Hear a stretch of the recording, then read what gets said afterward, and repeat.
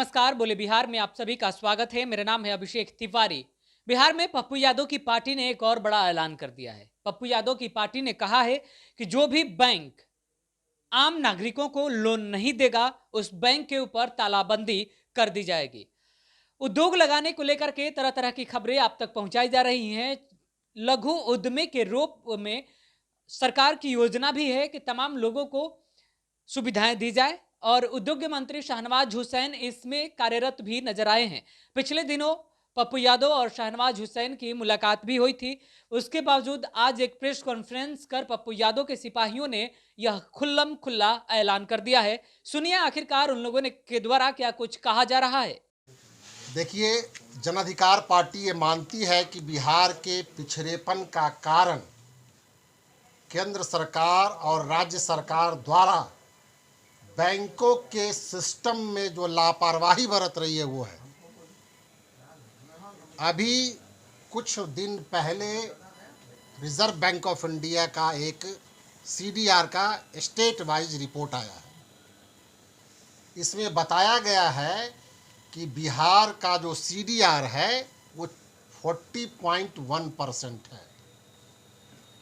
देश के औसत सीडीआर रेशियो से लगभग आधा है। तो हम और हमारी पार्टी ये मानती है कि बिहार के लोग गरीब क्यों हैं, बिहार के लोग बेरोजगारी का दंश क्यों झेल रहे हैं, बिहार के लोग बाहर जाने के लिए क्यों मजबूर हो रहे हैं, क्योंकि इनको बैंकों से कोई लोन नहीं मिल रहा है। तो ये जो रेशियो है कि बिहार के लोगों की गाढ़ी कमाई से जो पैसा यहाँ के बैंकों में जो जमा होता है, ये देश की दोषपूर्ण बैंकिंग प्रणाली के चलते यहाँ के लोगों की गाढ़ी कमाई बिहार में नहीं खर्च हो रहा है और ये चला जा रहा है बाहर के प्रदेशों में, जिसके वजह से बिहार के लोग भुखमरी, बेरोजगारी और बाहर जाने के लिए मजबूर है। हमारी पार्टी ये मांग कर रही है कि ये व्यवस्था सुदृढ़ किया जाए। बिहार का पैसा हम बिहार से बाहर नहीं जाने देंगे। हम लोग तो बिहार को विशेष राज्य का दर्जा का मांग करते हैं। मिलना तो हमको चाहिए बिहार को विशेष राज्य का दर्जा। यदि भारत सरकार नहीं देती है तो बिहार सरकार भी आज से ये निर्णय ले कि हम बिहार के लोगों का पैसा बिहार से बाहर नहीं जाने देंगे।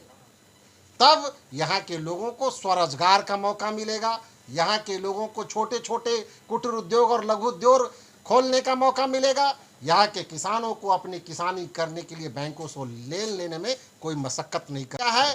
कि बहुत जल्द हमारे पार्टी के राष्ट्रीय अध्यक्ष आदरणीय राजेश रंजन उर्फ पप्पू यादव जी भारत सरकार के वित्त मंत्री और भारतीय रिजर्व बैंक के गवर्नर से मिलेंगे और इस संदर्भ में उनको पूरी बात बताएंगे।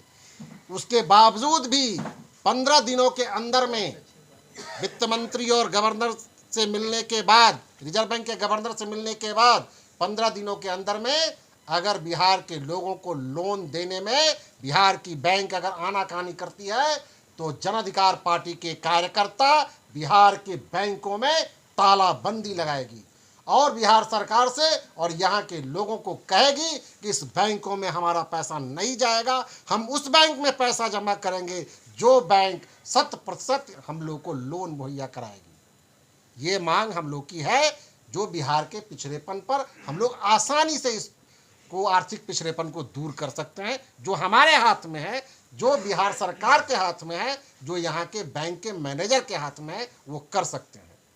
हमारी पार्टी इसको बड़ी गंभीरता से ली है। वैसे बिहार सरकार की तरफ से एक खास योजना चलाई जा रही है। स्वरोजगार करने के लिए बिहार सरकार कुछ राशि भी आवंटित कर रही है। उसमें कई प्रकार के कामकाजों को कैटेगराइज किया गया है।